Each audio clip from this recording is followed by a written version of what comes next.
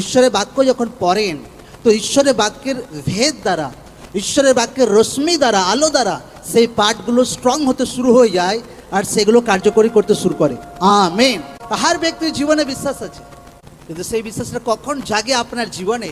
যখন বাক্যকে আপনি পড়তে শুরু করেন। যে মুহূর্তে বাক্য আপনি পড়তে শুরু করেন আর বিশ্বাসের পাঠ যেটা থাকে আপনার হৃদয় আত্মাতে সেটা জ্বলতে শুরু করে আর আপনার বিশ্বাস অ্যাক্টিভ হতে শুরু হয়ে যায় আর বিশ্বাস চলতে শুরু করে। যখন কোনো ব্যক্তি বাক্য পড়ে না, সে বিশ্বাস তো থাকে কিন্তু বিশ্বাস চলছে না। আমেন।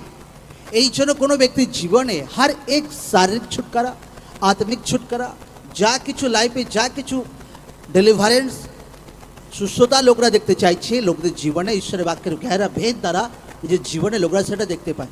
মতলব আপনাকে বাক্যের সঙ্গে আপনাকে বহুত যোগাযোগ রাখতে হবে, বাক্য পড়তে হবে এবং ধ্যান সহকারে পড়তে হবে লোকদের জীবনে।